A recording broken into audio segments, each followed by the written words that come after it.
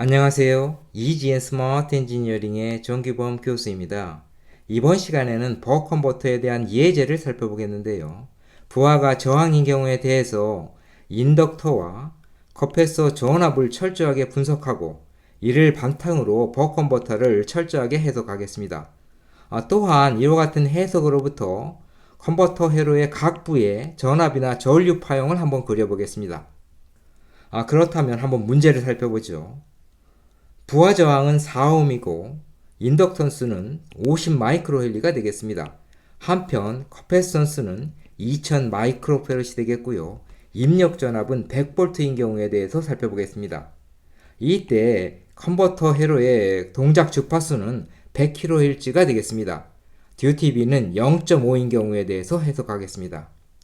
그렇다면 출력 전압의 평균값은 어떻게 됐었죠?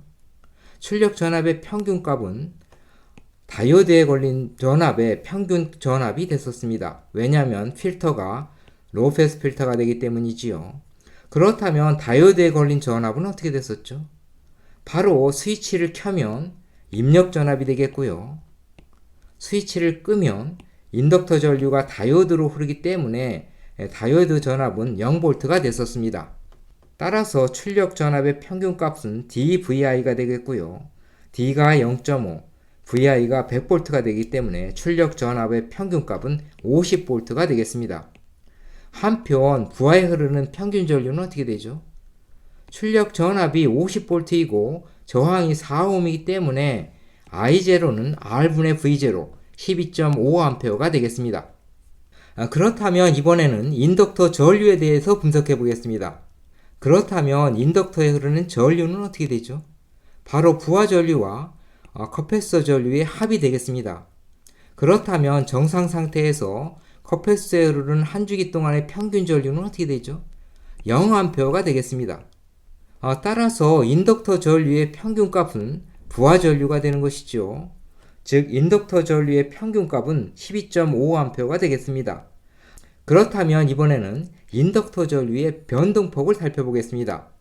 인덕터 전류의 방정식으로부터 인덕터 전류의 기울기는 L분의 VL이 됐었습니다.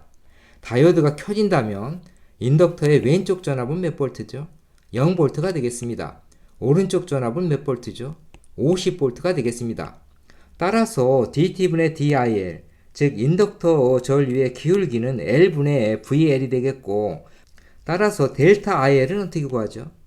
델타 IL은 전류가 하강하는 그 폭, 즉 크기이기 때문에 델타 IL은 어떻게 되죠? 델타 IL은 L분의 V0의 절대값, 즉 L분의 V0의 DT, 즉 1-DT가 되겠습니다. 다이오드가 켜지는 기간 1-DT가 되겠죠.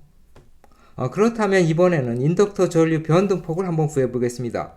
이와 같은 관계식으로부터 V0는 50V, L은 50 마이크로헬리, 듀티는 0.5가 됐었습니다. 따라서 이와 같이 대입해 주고요. 그렇다면 T는 어떻게 됐었죠? 동작 주파수가 100kHz이기 때문에 T는 어떻게 되죠? F분의 1이 되겠습니다. 즉 100kV분의 1, 10의 마이너스 5승 세크가 되겠습니다. 즉 10 마이크로세크가 되겠습니다. 따라서 10 마이크로세크를 이와 같이 대입하면 마이크로가 이와 같이 캔슬되고요. 50이 캔슬되고 0.5에서 10을 곱하면 5A가 되겠습니다. 그렇다면 인덕터 전류의 최대값은 어떻게 되죠? 인덕터 전류는 평균 전류에서 전류 변동폭이 5A가 되기 때문에 이와 같이 되겠습니다. 따라서 인덕터 전류의 최대값은 평균 전류의 2분의 델타 IL을 더하면 되겠고요. 최소값은 평균 전류의 2분의 1 델타 IL을 빼주면 되겠습니다. 따라서 인덕터 전류의 최대값은 인덕터 전류의 평균값, 즉 12.5A의 2분의 1 델타 IL, 2분의 5를 더해주면 15A가 되겠습니다. 한편 같은 방법으로 최소 전류는 10A가 되겠습니다. 그렇다면 이번에는 출력 전압에 대해서 살펴보겠습니다. 앞에서 출력 전압의 평균값은 50V가 됐었죠. 그렇다면 출력 전압의 변동값은 어떻게 되죠? 출력 전압의 변동값은 한 주기 동안에 컵패스트에 흐르는 저울류를 분석해서 구할 수가 있겠습니다. 그렇다면 컵패스트에 흐르는 저울류는 어떻게 되죠? 바로 인덕터 저울류에서 부하 저울류를 빼주면 되겠습니다. 인덕터 저울류는 평균 12.5A에 대해서 변동폭이 5A, 즉 이와 같이 됐었습니다. 이와 같이 됐을 때 인덕터 전류의 평균은 바로 부하 전류가 되기 때문에 이 부하 전류를 빼주면 바로 이와 같이 되겠습니다. 바로 인덕터 전류의 교류 성분이 되겠죠. 이와 같은 교류 성분이 컵패스트에 흐르는 전류가 되겠습니다. 그렇다면 컵패스트의 전압 변동값은 어떻게 구하죠? 컵패스트의 방정식에서 컵패스트의 전압 변동폭은 바로 C분의 IC가 되겠습니다. 그렇다면 컵패스트에 흐르는 전류가 플러스가 되면 컵패스트는 충전하게 되겠고요. 마이너스가 되면 컵패스트는 방전하게 되겠습니다. 그러면 컵패스트가 충전할 때 이와 같이 충전 전압을 구하면 이 전압이 바로 출력 전압의 변동폭이 되겠습니다. 바로 델타 IL, 즉 변동폭이 되겠죠.